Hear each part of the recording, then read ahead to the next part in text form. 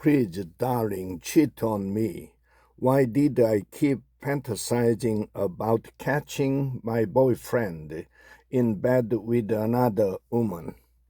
On a humid August afternoon, I stood in a silver bridesmaid dress and watched a friend recite her wedding vows.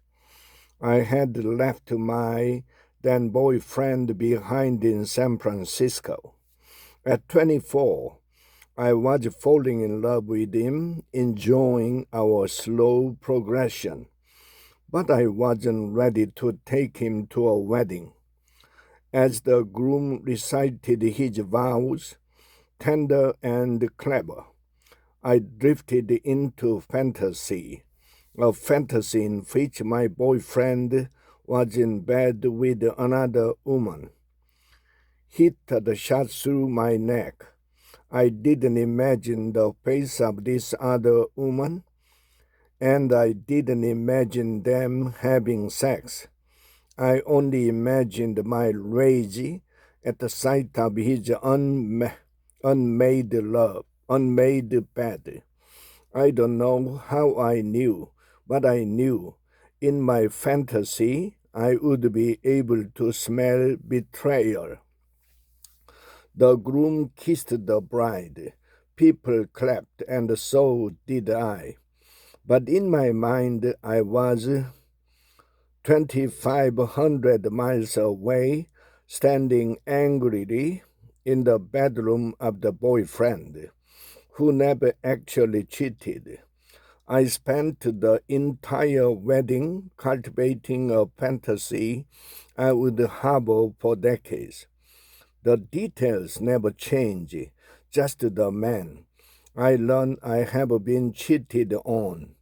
I proceed to rage in a wild manner that can only live in my imagination because I would never rage like that in real life.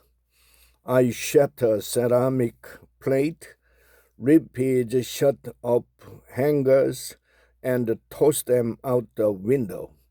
The boyfriend owns a lot of shoes and ties, and they pile up like mountains in the street. Get out, I yell. The boyfriend is wildly apologetic. He's going to fight for me. That's what he yells as I push him out the door before I melt onto the floor and sob. To clarify, I only drummed this up with the man I loved. Almost always 6 months into a relationship, when our connection was becoming deep and real, when I felt safe and seen. It was intrusive, interrupting tender moments like cooking dinner together. Somehow, thinking about being cheated on made me feel closer to whichever man I was with. Did it turn me on? I couldn't tell.